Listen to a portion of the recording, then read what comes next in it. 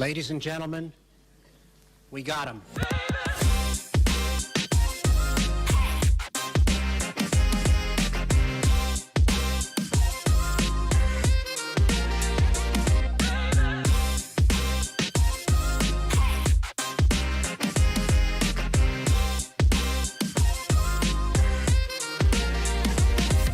There's an African proverb that says, somebody today is sitting in the shade because somebody 20 years ago decided to plant a tree.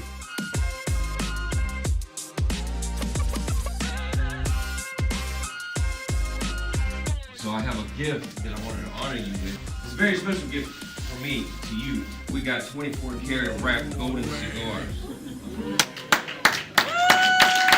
Patrick, thanks so much for doing it. Appreciate it, man.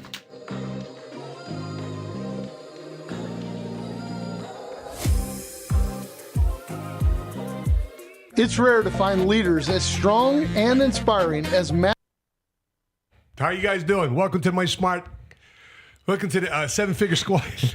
Welcome to the Seven Figure Squad podcast. This is mighty smart guy Matt Sapaula here from Dallas, Texas, and we do have that video to share though, Jordan. Don't miss that video. I'm gonna cue that video in a second. But nonetheless, we're back in Dallas, Texas. That intro was a recap from the Saturday's Gotcha Book Tour in San Antonio, Texas. Brother, we drove to San Antonio, 3 weeks ago, right? 4 weeks ago? Yeah, last week of January. How long was the drive? 4.5 hours.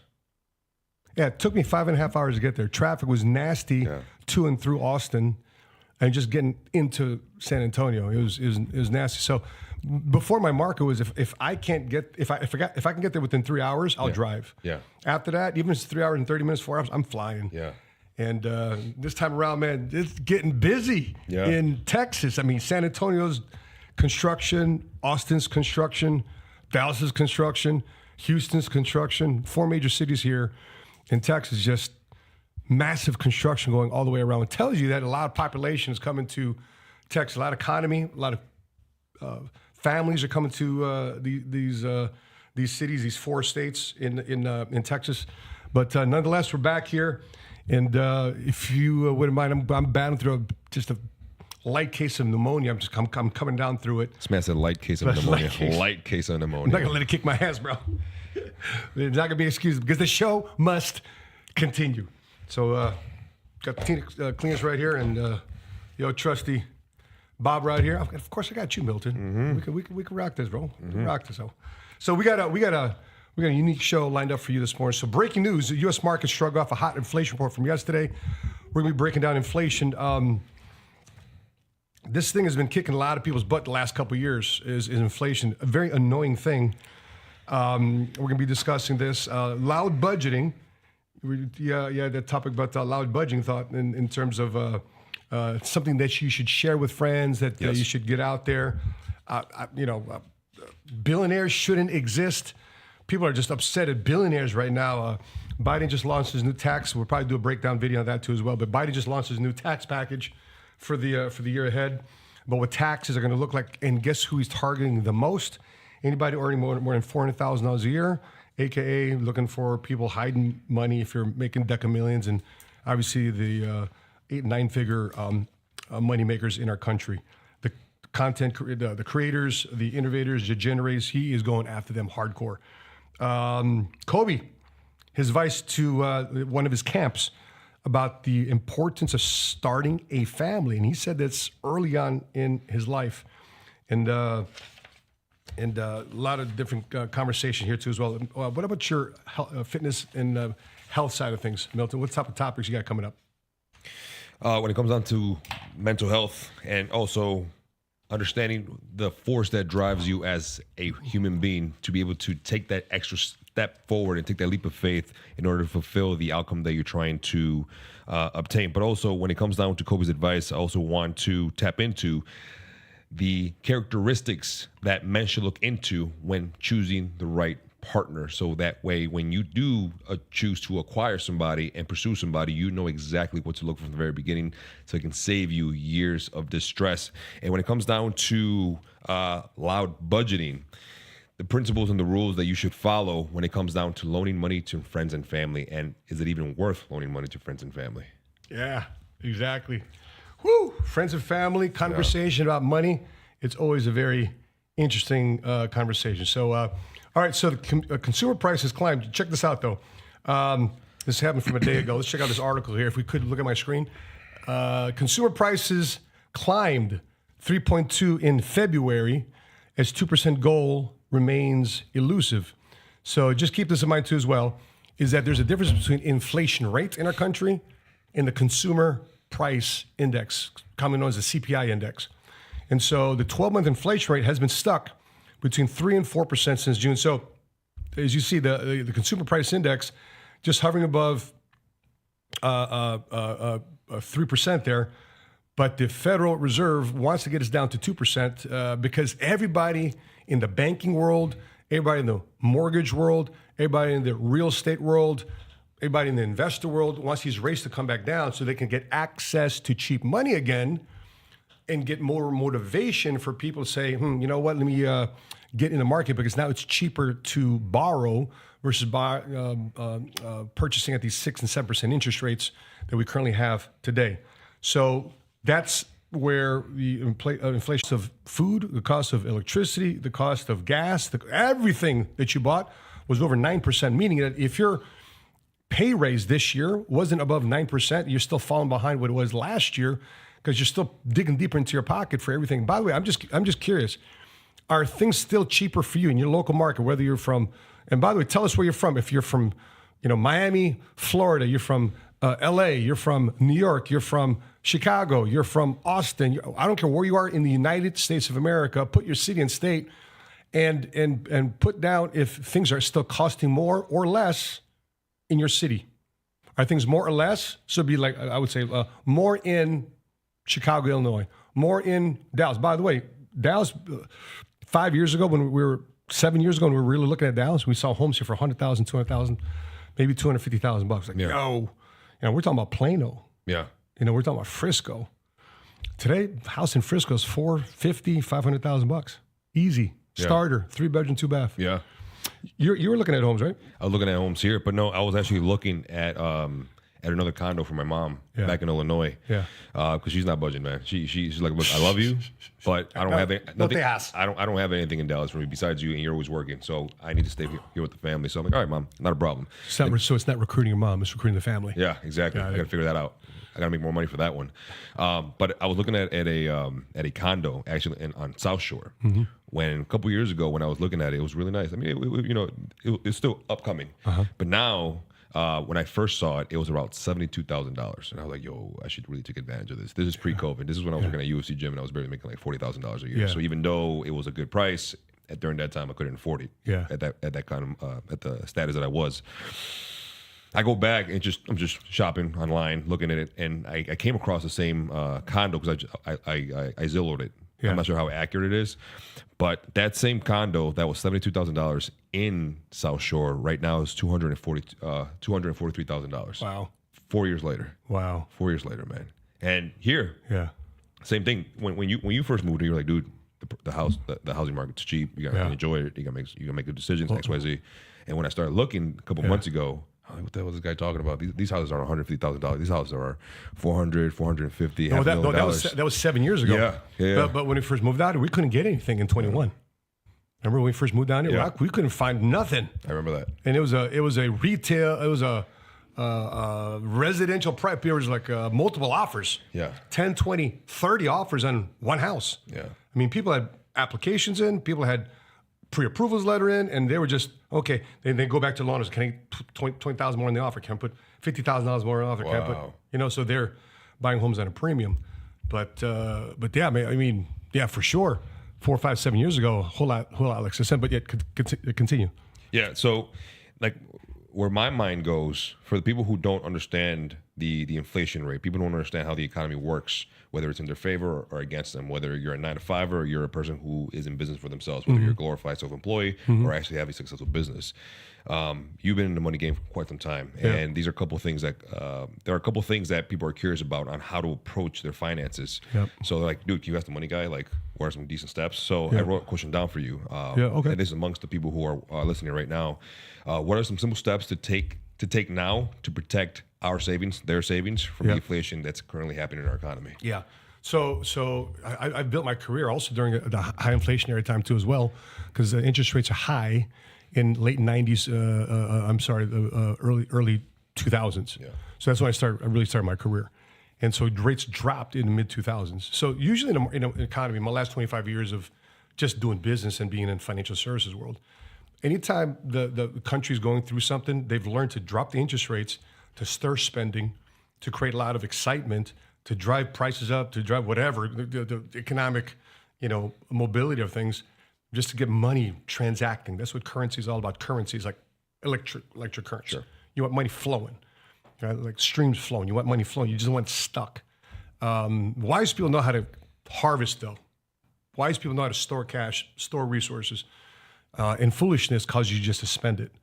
But when you are putting yourself in position of digging down deeper, because once the interest rates start rising, guess what they're trying to get you to do? They're trying to get you to stop spending. And that's what's going on right now. People stopped buying homes. People are hesitating a lot more now about spending things and hesitating more about charging things. But if they were caught up in the lifestyle, instead of them stopping their spending, they're just creating more credit card debt. Yeah. And then what's worse about that is the credit card debt interest rates. Guess what happens when the interest rates rise? So do those credit cards interest rates rise. So instead of being at 17% interest rate, now it's at a 20% interest rate. Now it's at a 24% interest rate because a bank is not in the business of giving you more money in the forms of CDs and high yield savings accounts than they are in charging you those interest rates. So, excuse me. So one of the things that I noticed now that I've been looking into buying this property in Illinois, I remember 4 years ago when I was trying to look for a property and things were doing okay. 5-6 years ago, things were doing okay. The sense of urgency that a lot of the loan officers had was very minimal. They would return my message in about 5-6 hours, the next day in about 2-3 days. They'll get back to me. I'll send you a link. Yeah. Now, They're responding to me within minutes. Email me within minutes. Mr. Alvarez, what if we just jump on a Zoom call? It'll be so much easier to process it. I'll send you the link right now so you can apply for this loan. Yeah. A lot of lazy realtors and loan officers were birthed during low interest rates. Yeah. They didn't learn how to market. They just knew how to take orders. Yeah. And then the real loan officers, the ones that really wanted to build their business like a business, the ones that cares about their brand, guess what? They doubled down and they took over the market share of those that didn't want to improve. Yeah. So it's a sad thing, but yeah, you're going to find a lot more responsive, which is a great time for you to sit down with the loan officer, a great time for you to sit down with the realtor, because they might have more time to actually show you the neighborhoods that you want to live. Whereas before, there's none of that going around, which for a lot of realtors, they're also looking for different ways to get paid, meaning that if this whole National Association of Realtors lawsuit kicks in, for example, in California, there's a case study where this brokerage firm finally listed a property where if you're a broker and you're going to sell it, you bring your client to the deal, if the broker doesn't get a commission, but they charge a $10,000 fee, right? Yeah. And the seller and the buyer have to be okay with that. Yeah. So now they're being more, either transparent, or they're just saying, listen, this is the flat fee I'm working with. Well, that gives them a guarantee that they get paid, right? If they sell the house. If they sell the house. If they don't sell the house, remember, there's no guarantee. Like if the buyer still doesn't get an approval letter or changes his mind, the deal doesn't go through. Okay. Right. Yeah. So that's the downside. That's the downside of that. But inflation is still a very near important thing in this day and age. Can we go back to my slide here real quick again? Here's a change. If you look at this graph right here, consumer price index changed from 1 year earlier. So this is where we were. Remember, we had 9.1%, and then we're down here now to the hard blue line, all the way to right. That as of March 12, 2024, Bureau of Labor Statistics here. So we're a lot better than we were before. So this is so from 2020. So for those of you, it's a voting year, right? So this is the argument that a lot of people are saying, hey, this is called the Bideninflation, the Bidenomics. This is what this current president has brought to our economy. It's still way above where it was in a previous presidency. Now, I'm not trying to tell you to vote one way or the other, but if you're doing research and you're voting in areas of priority. For me, the number one policy that I'm looking for any politician to be strong on and have a strong platform on is economic policy. Local politician, state politician, federal politician.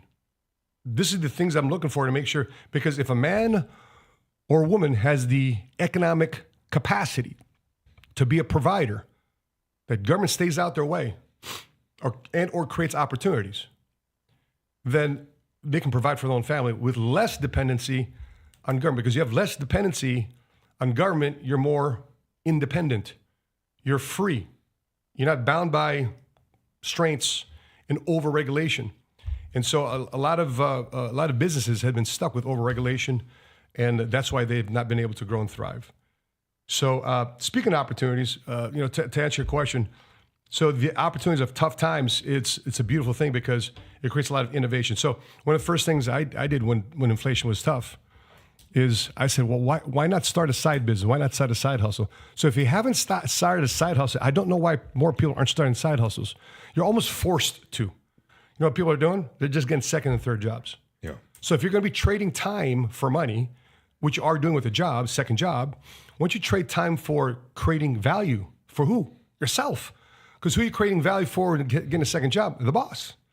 So if you find a side hustle, you have a talent, you have a skill, you have an ability that you have not learned yet to monetize or create a marketplace for, and I promise you, you got it.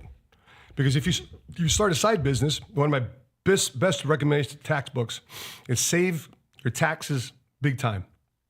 Remember when we interviewed Sandy Botkin in a conference a couple of years ago? Yes. You used to work for the IRS and is a CPA out there in Florida, Jewish man in Florida.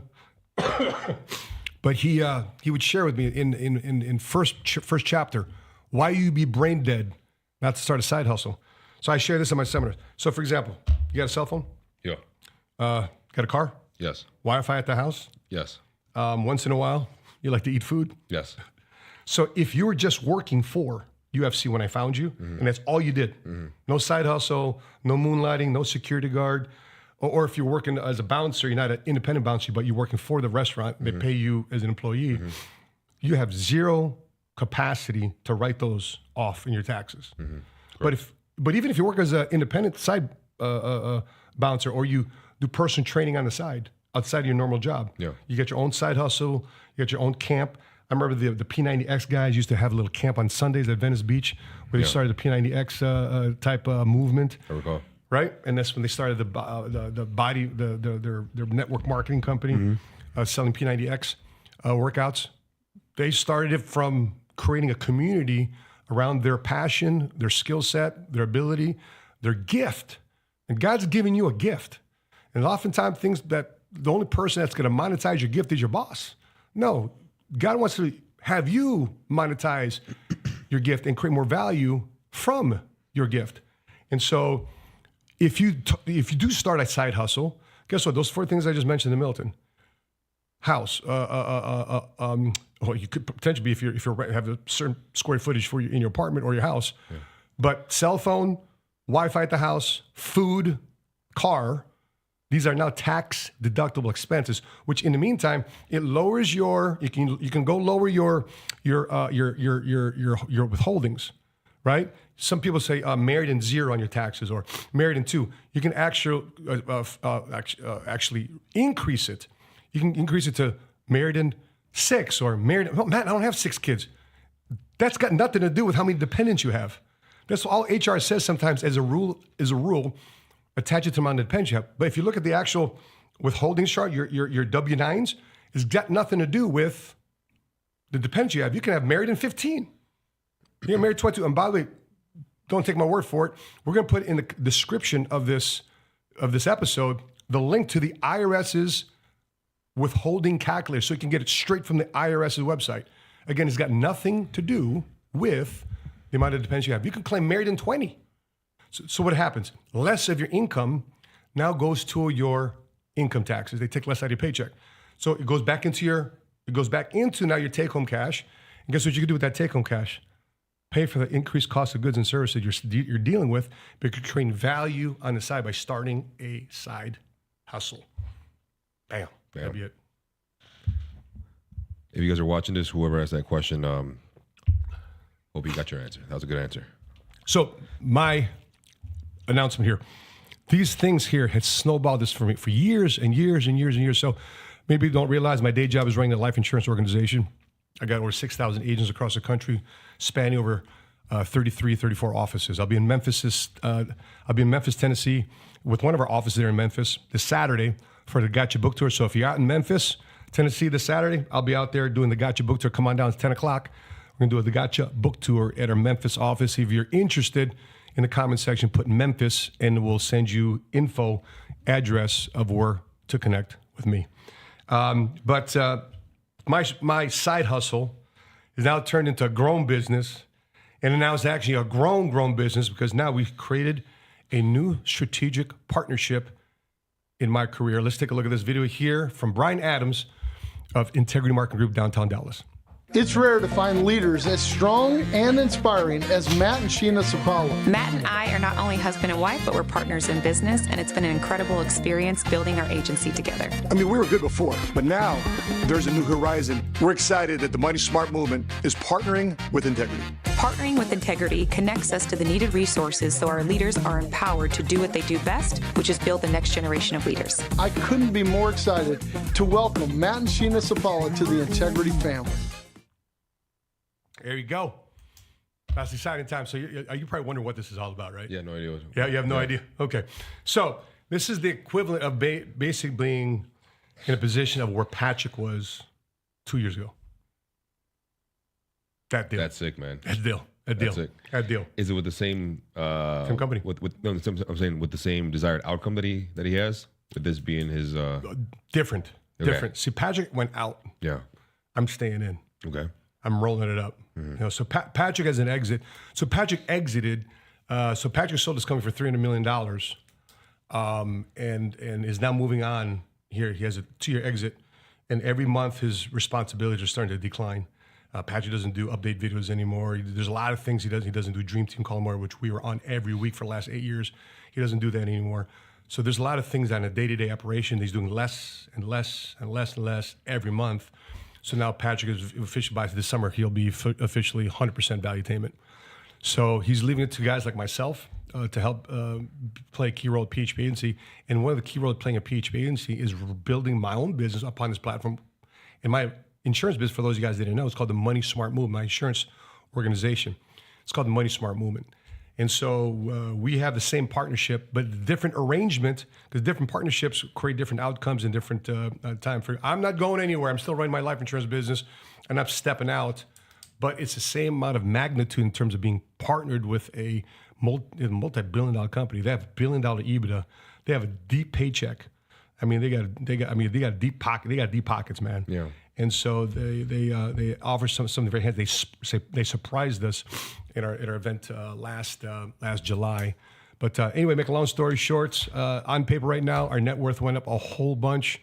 It's crazy to think that this whole $500 investment to get an insurance license has now caused us to be deca millionaires. And this is what it's about, man. And financial security for my wife, financial security for my kids. When we start talking about generational wealth, it's not generation wealth. Good enough for you and your wife, and hopefully your kids and your kids can deal with it. And I'm excited to know that the impact that we're making is going to affect my grandkids. And I had an opportunity to hold her back in October, but she's going to be set. My great grandkids, if I take it in the next 5 years to the next level where I expect it to be, it's going to take care of our great grandkids. So this whole picture, this whole vision I have of my picture being all my kids' homes that take money from the family trust fund, it's going to be real. Yeah. It's gonna, if you ever stayed at a Hilton hotel, and every Hilton hotel's got the picture of the Hilton, the Hilton brothers, how they started it, right? Well, guess what? Every home of the Sapaula lineage that takes money from the family trust, guess what we'll have in it? A picture of my wife and I. It's beautiful, man. Right? Because we're building home, and it's going to be a reminder to them that if they decide to make a decision, their generation, they could do something special for their next generation too. But now it's a different level of responsibility when it comes down to protecting your back. It is, of course, using your asset discernment. protection. Because all of a sudden, you're going to start having a lot of people gravitate towards you. Oh, yeah. Wanting to be in your circle. people who didn't believe in you 5, 10, 15, 20 years ago coming back and knocking on your door, man. That is true. That is true. So here's a point I want you guys to consider. You know, you can do one of two things. You can either start your own business flat out by yourself, which is what I did, or right. And I think sometimes when we're talking about entrepreneurship and starting your own side gig, is people don't work for a boss long enough to have perspective. For example, how long were you a trainer before you decided to start your own deal? 8 years. Yeah. So he knew what it's like to be in the what do you call that? The box system. In the trenches. In the trenches of the fitness industry. Of corporation and fitness industry. Yeah. To see how the industry works. Sometimes when I deal with 18, 19, 20-year-olds or even 25-year-olds that never knew how to be good employees. Yeah. Because you think if you suck as an employee, guess what? You're always going to suck as an entrepreneur. You think you need more or less. Of course, I asked a lot of people, you think you need more or less discipline being your own boss? Man, less boss. Man, I'm my own boss. That's exactly why you suck as an entrepreneur. Because you actually need 100 times more, 1,000 times more discipline and self-awareness to run your own business. And it is not for the faint of heart, or worse, the lazy at heart. So 8 years, and you got to learn the industry. So you got to figure out for 8 years what you don't want, right? What I don't want to do. What cycles and patterns I don't need to follow. Right. And you also figured out how you can improve what clients are really looking for. 100%. Were you finding out ways to improve where you were at the companies you were a personal trainer at, and you suggested ideas to your manager, and the manager couldn't do it because he was also tired. They couldn't be as creative as they wanted to be? 100%. It was a combination of lack of creativity, being restricted by the big corporation. And also, there was 2 locations where I can't mention the company name, but 2 locations where I brought forth ideas on how to improve, how to scale, how to grow, how to innovate. And there was some form of not resentment, but fear of potentially taking their job. Yeah, because you intimidated the boss because the boss, and he didn't want to give you credit. Correct. By the way, weak leaders are the ones that don't know how to give credit. People always want to take, I met this person by myself, or I got this opportunity by myself. I got myself a job here. No, a friend hooked you up. Somebody made an introduction. Somebody got you some buy-in, if that's the case. And so the strongest of leaders always know how and when to give the right shout outs, to give the right credit, because that is a form of honor. And when you have a lifelong bit of honoring those who have helped you, guess what happens? More people want to help you. Those doors keep flooding. All right. And so there's a difference here. For example, here's some ideas of strategic partnerships. Okay. So when I'm thinking about strategic partnerships, keep these ideas or companies in mind. So for example, Uber and Spotify, right? Starbucks and Target, Disney and Chevrolet, Apple Pay and MasterCard. What about the credit card we talk about, the American Express? Yeah. How many different members or alliances are within that one credit card? If you buy your things through American Express, right, and you use them as a charge card, you charge up points, then you get access to their partners or their hotels and airlines. Guess what the airlines and hotels, guess what the travel industry has done to a credit card? They've partnered with a bank. So they got involved in transactions. So the bank has a product they want to sell, which is money and finance and financing travel. And what do the travel industry want? More customers. Of course. So you bring the two together. So which means that as you start your entrepreneurial journey, you have a couple choices to make. As you find yourself working for somebody and you are doing well as your best you can as an employee, okay? Learn the business on somebody else's dime. You learned the business on somebody else's dime for 8 years. Yeah. That was worth a master's degree. Yeah. Right? 8 years, that's a you got a PhD of what not to do in the fitness world. Yeah, and you got people who are graduating with their associates in exercise science or getting their certifications, expecting to do the same exact thing I'm doing within a year, within 6 months. Man, it doesn't work that way, unfortunately. Yeah, and so when you are finding yourself in that predicament, great. Learn. The next move now is start a side hustle. Create that side hustle, and that side hustle can be completely independent, or you can find somebody that has started a side hustle too as well, and ask to work with them from a strategic partnership standpoint. So if you find somebody, for me, when I got involved in the insurance business, I tried doing it on my own. The first month I tried mentorship. And then guess what I found out with my mentor? I got capped. I exceeded my mentor. I'm like, okay, yeah, what else do you need to teach me? Because I'm about to make the same amount of money you are. Okay? Couldn't take me to the next level. Guess what I did? I went independent for 12 years. And after I went independent for 12 years, guess what? I found myself stuck. And guess who my next mentor at that time was? Boom, Patrick Bet David enters the picture. And then guess where he took me? Boom, boom, boom. And guess what has led me now? So finding the right mentors at all phases of your life, whether it be solopreneur, and here's the thing, some people may opt to be solo.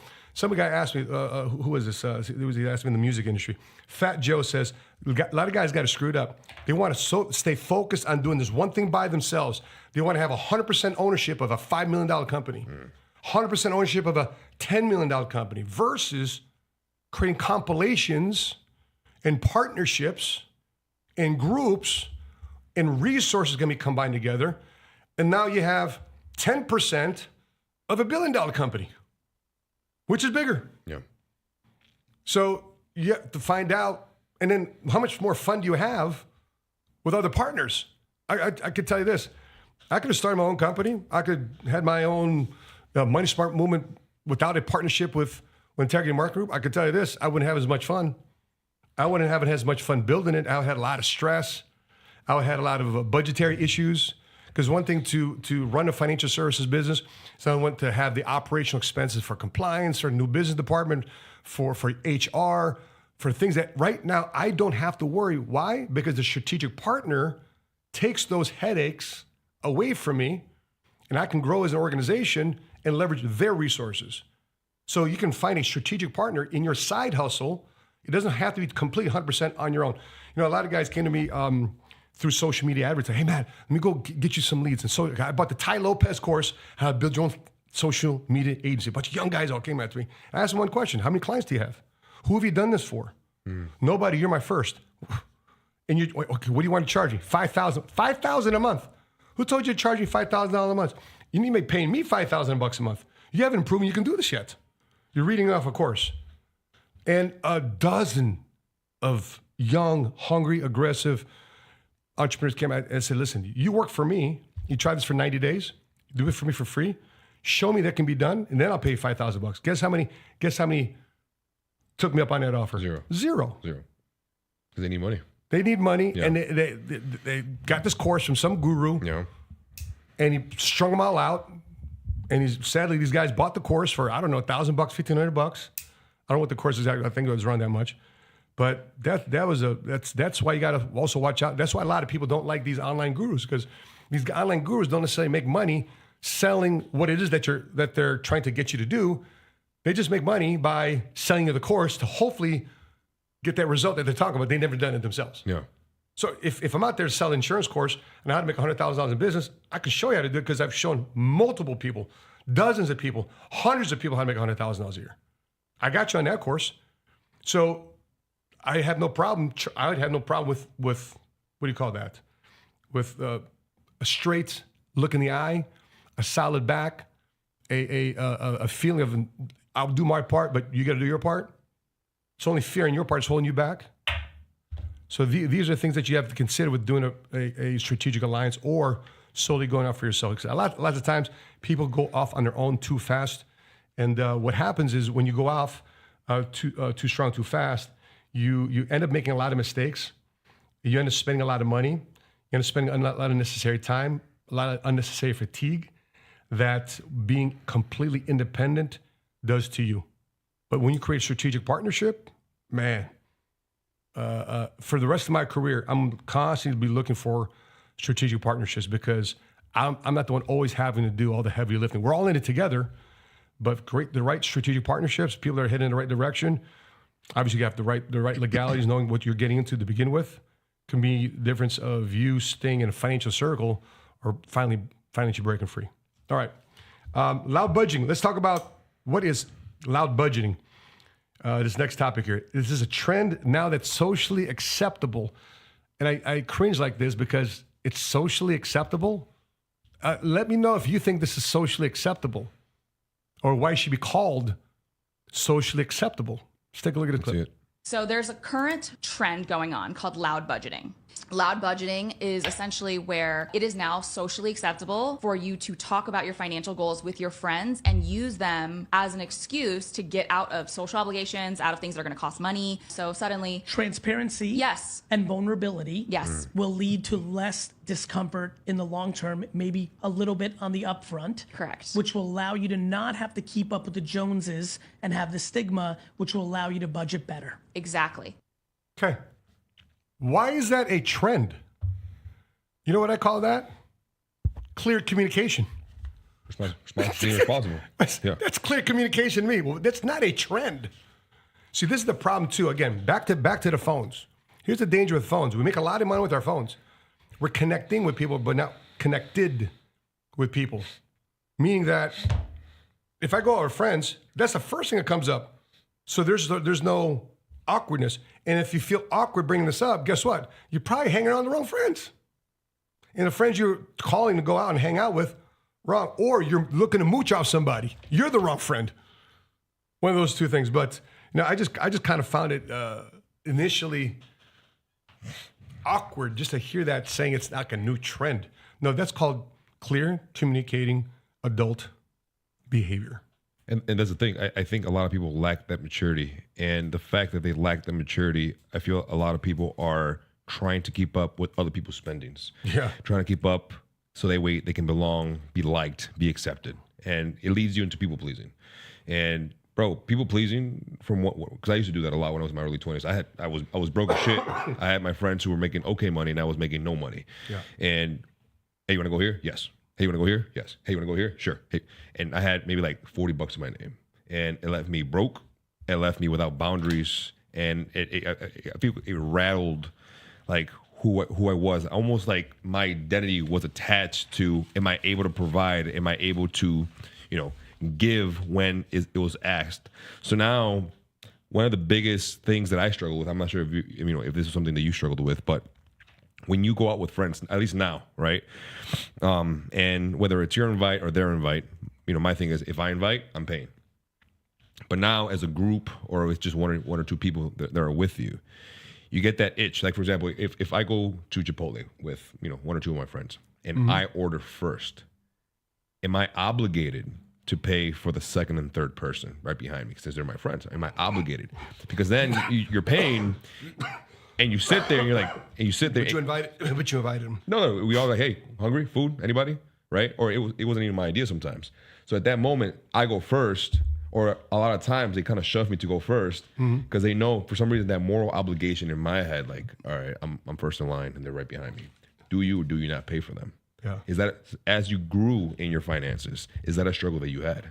That you felt morally obligated to pay for people since you were in a better position? I feel now because people expect me to pay for them. But when I was coming up, I had zero qualms that if I'm in a line, that's why I liked going to like a Chipotle. Yeah. Because you get to stand in line. Yeah. And then they're running the car, blah blah blah. But I'm out. Yeah. And as they bring up their order, like, are you now they gotta ask me. Yeah. Right. That's why. So I never went to go dine at restaurants. I went to go dine at these fast casual spots. Jason's Deli, because Jason's Deli is right across our office from there. Or I go to cheap taco spots where, want another 3-4 tacos? It's $1. Yeah. $2. Maybe 10 years ago. Street taco. Yeah. Taco spot.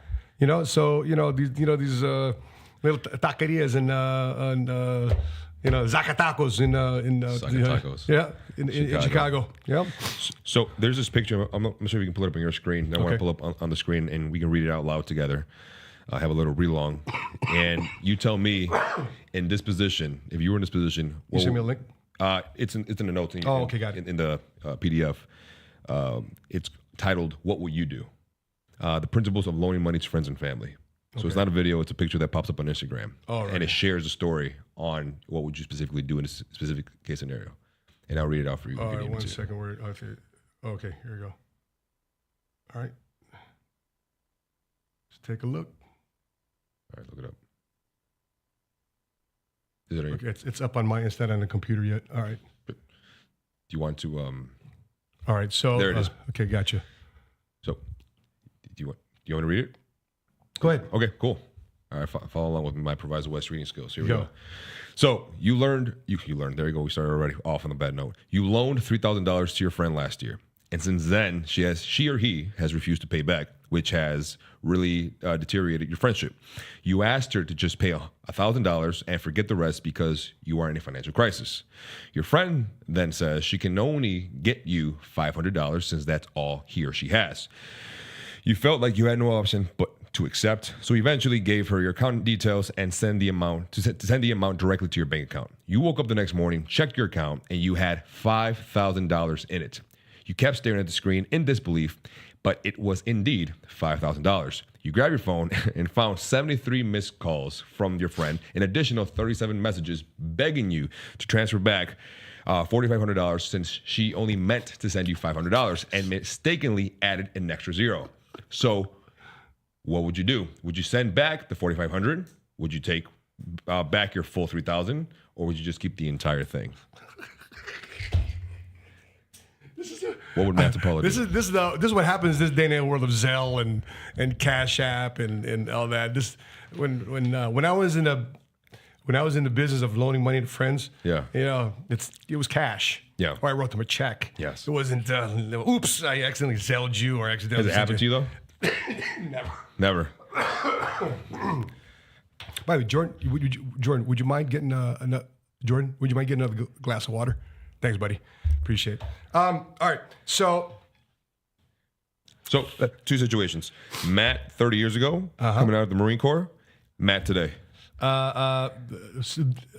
If I was back 30 years ago and digital money, digital wallets, and digital transfer of money was that is readily easy as it is today, I'd ask you this question: you accidentally sent me before I'm gonna send it back, right?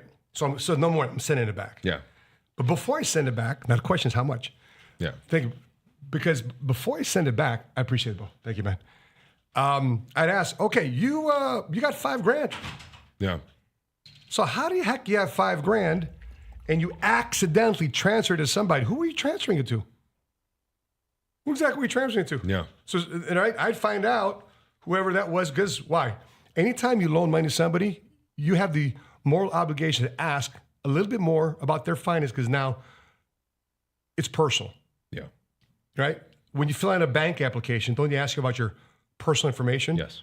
Well, how come I'm not doing that as a friend to a peer-to-peer, friend to friend, loaning money? Yeah. So I'm prioritizing, okay, because I need to find out other enemies that I might have, that we may have joint friends with, that I need to be aware of as well. They say, okay, let's say, for example, go to someone, another friend. Why, did you also lend them money? I'd find out what the arrangement was. Either way, I'm sending something back, and here's what I do. I probably send back half. I send back half, which is $2,500. Yeah. And I'm sorry, the loan is $3,000 or $5,000. The loan is $3,000, but they accidentally sent you $5,000, trying to only send you $500, which was the original what they had. So I'd send them everything back, but $1,500. Here's what I would do. Okay. Send everything but $1,500. So what, $3,500? Okay. I'd send them back $3,500. I'd say, I'll tell you what, I take the $1,500. Half of what they owed you. Half what they owed me. And I'm calling it a day. You don't owe me anything anymore. You don't owe anything anymore. It's causing me enough emotional strain.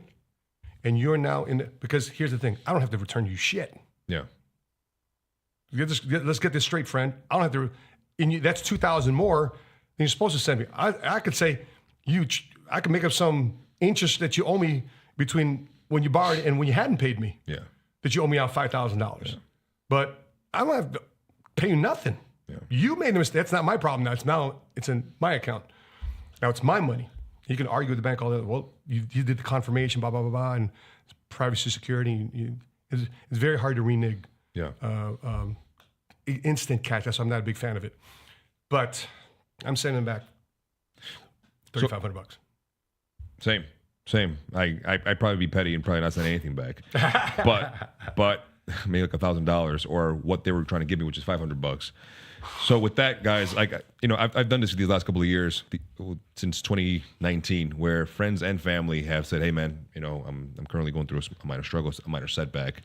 And, you know, could you loan me X amount for my car note? Hey, could you loan me X amount for my mortgage? Or could you loan me X amount for my phone bill? Could you loan me X amount for whatever, credit card bills, whatever the case may be? And these are the 3 rules I followed. And rule number 2, I got it off of Matt, but I added a little bit more percentage to it. So the 3 rules is don't give what you can't afford. Rule number 2, only give, Matt said, you said 10%. I said 50%. Only give 50% of what is asked, depending on how much you like the person. And never, ever, ever, ever, ever, ever, ever, ever, ever expect that money back. Because I go on Instagram, I go on Facebook, look at their stories, go, you know, I use Snapchat to keep, you know, my nieces and my family, my cousins. And life is great, huh? Life is amazing for them. You know, they're at Gucci, they're at Louis Vuitton, Oh my they're at 5-star restaurants, Walt Disney World. They have a table at a club. Oh, jeez. And I'm like, yo, but they still owe you money. This person only, you know, in a small amount too. It's not a big amount. It's like, I let you borrow $500, or I let you borrow $200, I let you borrow whatever. It's a small amount. Yeah. That bottle costs well over $1,000. Yeah. That Louis Vuitton belt costs well over what, $800, $900, $1,000. Easy, yeah. You know, where's my money, bro? For like that last 2-3 years, where's my money? Yeah. You know, and now I was like, all right, whatever, man. It took $300 to be able to filter out a person that doesn't belong in my life, obviously, that I can't trust with my money. When you don't pay back people, it's like saying, you're my friend, you're my family member, you owe me. Yeah. Without actually verbalizing that to begin with. How do you say? And then you approach them like, hey, bro, like, you know, because I had this conversation 2 times. Yeah. You know, friends and family. Yeah. Where like, hey, look, it's been, you said 4 days. It's been about a week and a half.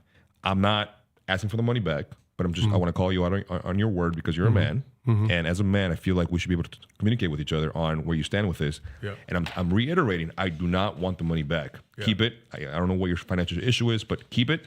But I'm letting you know next time you do that, it's going to go really, really bad for you, especially if you're doing it in the outside world and it's not a family member or a friend loaning you the money. As a man, you should be able to keep your word and fulfill exactly what you say you're going to do. For example, I don't mind sharing my financial things right now. 4 days ago, Square, Cash App, Venmo, and those 3 platforms where I get paid, and Stripe. For some reason, I was getting a nice lump of cash this month. Because I made a little bit more sales. I scaled a little bit, so it was a big lump of cash. And all of a sudden, all platforms held my money completely. And I'm like, I got bills to pay, man. So it was roughly maybe around, you know, depends on who's watching, right? But it was roughly maybe around 50, 60K. Yeah. Split up in those platforms that was just being held. Yeah. And I'm like, holy shit, what do I do? What do I do? That's why I don't like that shit. So I need to figure out a better way. Well, as soon as you get them, you got to get it to your bank account. Yeah. Because they can't match your bank account. Correct. Exactly. Yeah. So now I'm like, crap. I reached out to one of my buddies back in Illinois. I'm like, hey, bro, it's going to sound really, really weird, but you know I'm good for it. Can you give me a 12-hour, $1,000 loan? 12 hours. Or no, I said 24 hours. He's like, yeah, no problem, because I built rapport with them. Zelled me to $1,000. Literally within 9 hours, sent it right back with a little bit of interest. Right back within 9 hours. So I shortened the period of time so that way I can build that rapport. Yeah. So keep your word. If you're gonna take money, loan money, whatever the case may be able to keep your word so that way you build that rapport over time and people can actually trust you with their money. Love it. Yeah. Do you have a business line of credit with Amex yet, or your bank? Yep. Business line of credit. Yeah. Next time use that instead. Yeah. Good. As a suggestion. Yeah. Here, speaking of friends. Yeah. Right. Kobe has got a clip that resurfaced here of his advice at his camp. They taught all to the attendees, the campers, about starting a family and settling down, and don't do knucklehead stuff. And it's interesting to see the faces on these young players when Kobe is telling them to settle down and start a family. Let's take a look at this clip.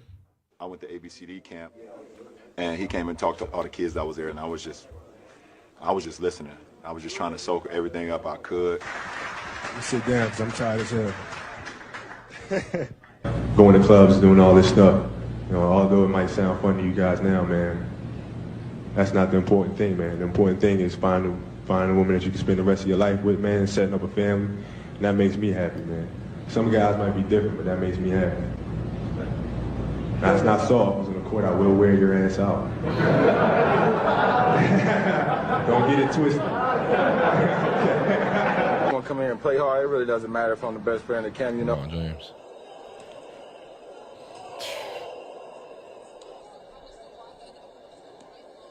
LeBron James is simply the greatest 15, 16-year-old kid I've ever seen in my life. 15, 16-year-old LeBron. And he planted that seed in LeBron. Yeah. And look at the families that these two basketball players have built. Some of the greatest basketball players in anybody's top 5, top 10 list, starting 5 list, you've got either Kobe or LeBron in them. Why? Because the right woman in their life grounded him. Now, don't look over. I'm not looking over Kobe's, sidestep, which he greatly paid for. Now, the standard is now everybody walking on water. We're a process of always being perfected. LeBron, he's been married to the same woman. His kids, all rock star basketball players. His oldest son, Brian, looking to get drafted into the NBA. and his second son is taller than him. Yeah. So, what's your thoughts on what Kobe here saying to a group of young, high testosterone, athletic, they all spruce up at the court when the girl shows up. Yeah. When the girls show up, they're like, show up and showing out. What do you think about that? 15 to 18-year-old me would probably be like, this motherfucker. Mm-hmm. Bro, stop. I have a lot to experience. I have a lot to show for it. And if I'm in, if I know I have a promising future in any kind of sport, I know what's going to come at me. My testosterone would be speaking very loud for me. Fast forward to now, where I'm at and what I want and what I desire. And, I wish I would have been a lot more attentive to these principles in my late teens and my early 20s. But, I didn't learn from it, bro. I was around the wrong people at all times. But I feel with that, it having the right woman by your side brings you a sense of security. And I think when you have a greater sense of security, that allows you and frees you up to have more attention and more focus on what you're trying to build. Yep. Because when you're jumping around from woman to woman, it's always going to be something in the back of your head on, fuck, what's next? This is an empty feeling. Mm-hmm. It's very emotionally and it's draining. It drains your energy. If that makes sense. Yep. Laying with multiple women. I know a lot of the young guys who are probably watching this are like, bro, that's bullshit. No, I lived it. I experienced it. It's extremely draining because at the end of the night, you get a pump, you release, then what? Yeah. Then what? What happens then? Yep. At least now that it's married man, it's like, bro, I love having sex with my wife. Matt's one of the biggest guys. He whenever he has a great night with his wife, respectfully to his wife, he's on top of his game at the gym. He's happy. He's smiling. He's like, bro, but it's the sex is great, but you know what what makes it even better when we're done? I lay next to her and I know my heart is secure with the woman that's laying on my chest. Exactly just like that, right? But I want to say something though. I do want to say that a lot of people are scared to make the decision. A lot of men are saying, I'm waiting for God to choose for me. And I don't believe, maybe you do, but I don't believe that God picks your partner. A lot of women say that too. Yeah. I don't believe God picks your partner. So here you have women past the age of 35, past their prime, Yes. upset, not knowing, what's next for me. I'm trying to have a family. You have men in their 40s trying to be in their 20s, being Casanovas because they're too scared. Yep.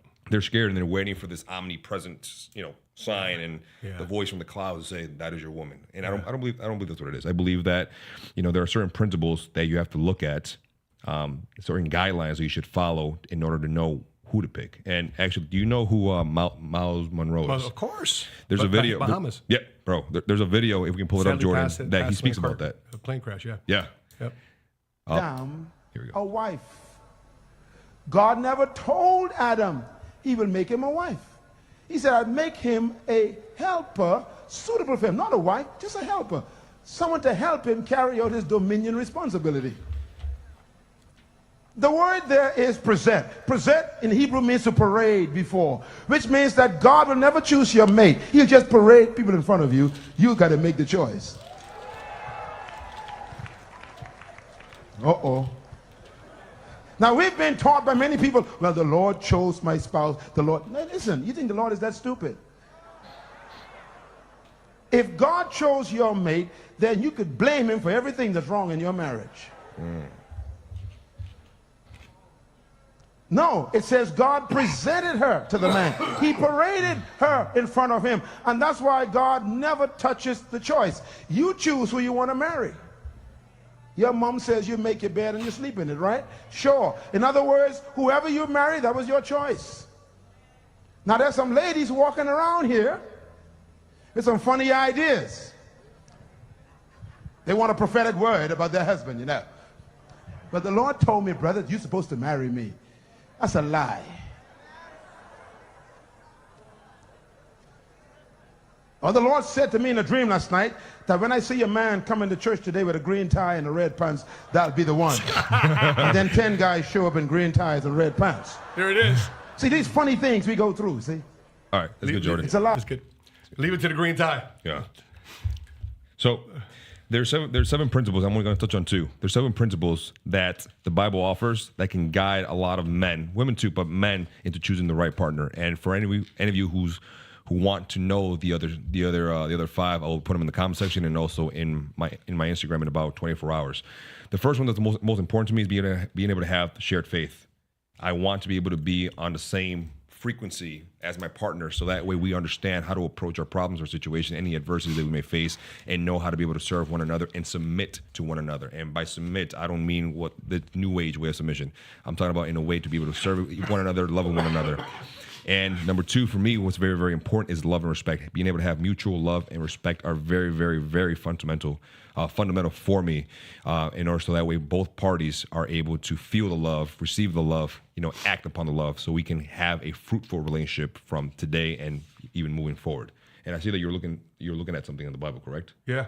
Yeah. Yeah. I mean, I was just referencing that what Miles Monroe was saying there. It was Genesis 2, verse 22. It says, "Then the rib which the Lord God had taken from man, from Adam, he made into woman, and he brought her to the man. And Adam said, this is now," so Adam accepted, "this is now bone of my bones and flesh of my flesh. She shall be called woman, because she was taken out of man. Therefore man shall leave his father and mother and be joined with his wife, and they shall become one flesh. And they're both naked, the man and his wife, and were not ashamed." So we all know the story of the Bible. Adam and Eve was that was the downfall of man. The creation of man and the downfall of man, because of them not taking personal responsibility. I think if you're going to be in a relationship, Sheena, I stumbled across her. The Lord presented her. He presented a lot of women. He presented a lot of women in my life in my 14 years of being a single father. I think I may have had 3 girlfriends in 12 years, and none of those 3 lasted more than 6 months. The last girl I dated, I stumbled into in 2012, Sheena. I was like, boom, done. That's it. So basically, brother, from since the girls were born, right?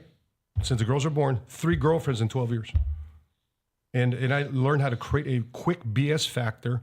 And when I started dating, I took her around the married men and women I'd hang with at church. Because I knew that at that point I had to be intentional, because I'm starting this whole baby daddy, baby mama routine. I'm a baby daddy and I'm creating baby mamas. That's not a routine, because in the people that pay the price the most, as much as is so infuriating on your end, the people that pay the price more than a single mom, a single parent relationship, are the children who grew up divided. It's the worst thing. And so when you're putting a position to taking responsibility of being whole, I said it once and I'll say it again. If you're not whole, if you're not taking personal responsibility for your personal development, your spiritual development, your physical development, your financial development, your moral development, there's so many things to develop. There's so many subcategories in there to develop. Your contribution, your patriotic element, so many other things. Then you're looking to it to be outsourced by somebody else versus you take it. Because if you're 50%, because what's being single? It says one, right? One is 100%. Because if you're 50% and you think if you're a 50% person, are you going to attract the whole person? 100% not. So you're going to attract a 50% person, going to attract a 50% person. And I'm not no mathematician, but I know this. 0.5 times 0.5 is 0.25. So in other words, the combination of you two multiplying is no more than a quarter of you. Because you're seeking from each other something that you're trying to complete yourself with. Like the movie, You Complete Me. That's mentoring couples. I see one bow here, one bow here. Next, not only does a business crumble, but their marriage and relationship crumbles. Or the wrong people get together because they got together for sex, but nothing after that. Guess what happens to their business? Nothing. They're having great sex, though, but nothing in the business. New couple, young, early 20s, mid 20s, or just fairly new couple. Do you think leading a relationship with sex is a mistake? Do you believe that when you meet someone and you're trying to be intentional with somebody, they should probably hold off on that until you build a foundation? It's a natural thing, right? Yeah. I mean, but to have sex confuse the conversation. Yeah. Because after a marriage or relationship, sex, I would say, is about 10, 15, 12% of the actual relationship. Now, it's a very intense 12, 15% of the relationship, but it's not the relationship. And I think if sex is the reason why you guys are going, I have such hot sex with that person, and that's about it. Yeah. And you're trying to make a relationship from sex. Yeah. And having sex be the core of it, then you're already off on the wrong foot. What would be 2 questions? 'Cause now JoJo's growing up. He's about to be in. He's already a teenager, right? He's a teenager. Let's just say he goes on his first date at 18 years old. Let's just say that's what it is. He comes to you, Dad. What are 2 questions I should ask this woman on this first date? It's funny. We were just talking about that the other day. I was writing down his answers. Ask her if she loves God. Yeah. Not just like him. Yeah. Not because mom and dad tell you to. Yeah. And if she says you like God, say, ask why. Simple question. Yeah. Do you like God? Or do you love God? And number 2, why? Tell me why. I'm just curious. And be prepared to also answer those same questions for her. Yeah. After she answers you, because she deserves that answer too as well. Yeah. Start there, because that's got your principles, your faith, your foundation, your values has got to be the core of what you do. I wish I could pack this some more, man, but it's a very intriguing topic, and it's just so interesting how Kobe Bryant brought that topic up, and right away some kid says, "Soft, you're soft." Yeah. No, that was the hardest thing that Kobe Bryant could have told him. Yeah. So, because how many times do you see the story? Yeah. These guys, baby mama, they can't keep up with their life after the league because they spent all the money, all this foolishness, versus the ones that stuck with one woman, right? They stuck with one decision. And by the way, guess what happened? More importantly, guess what happened to their careers? Yeah. They stayed focused on it. Exactly. They're even doubled down. Look how long Kobe Bryant played. Yeah. Look how long LeBron played. Because they're after legendary type status. I don't know another player that's coming into the league today that's going to be wanting to pursue legendary status like they are. By the way, I'm very hot on Giannis Antetokounmpo. I like that player a lot. So nonetheless, guys, what's your thoughts, your questions, your feedback? By the way, here's a couple things we're thinking about doing. A couple things are going down here in Dallas, Texas. One quick announcement. There's that Tyson and Paul. Yeah. What's his name? Jay Paul fight happening in Dallas, right? Yep. So I'm just curious. I like to go. Yeah. I like to take one of you guys on the 7 Fear Squad podcast list. So that, or we're thinking about doing a town hall gathering here with Alan West, who's the RNC chair. I heard he's not the RNC chair, but he's part of the RNC convention, and I want to see what we can do in terms of just getting some feedback, because I want to bring all parties in because it's a big election year, and maybe bring in like a David J. Harris to come and comment about entrepreneurs, because he's an entrepreneur too as well, and how economic policy is such an important thing for us to be voting for, but it is a priority into our pecking list of who to vote for. Yeah. So one of the 2 things we're thinking about, one of those 2 things are you interested of going? And there's a third thing going here. Later on in the year, we want to go to a football game too as well, and I'd like to invite some of you guys to go to the AT&T Stadium here. It's a great environment, and we can't wait to see the new Bears schedule come up. But that's going to be an interesting thing about what the Bears are going to do.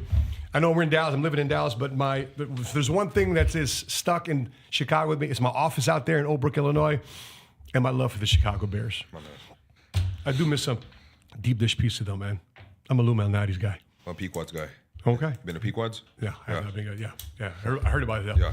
That being said, guys, please drop. If you watched it all the way into the end, put the word gotcha, and we're going to be sending you out a free book here. If you put gotcha at the end, to the first 5 guys that do it, we'll put gotcha at the end of this in the comment section, and we'll send you a free book from my show, our show, to your address. That being said, guys, please subscribe, like, as we continue this weekly podcast here. Talk about faith, family, finance, strategies that help you think like a millionaire, so that for one day you can be a first-generation cash flow millionaire too as well. With that being said, to meet again from Dallas, Texas, on behalf of Milton Alvarez, a money smart guy. Continue to live smart, continue to love smart, and be money smart today.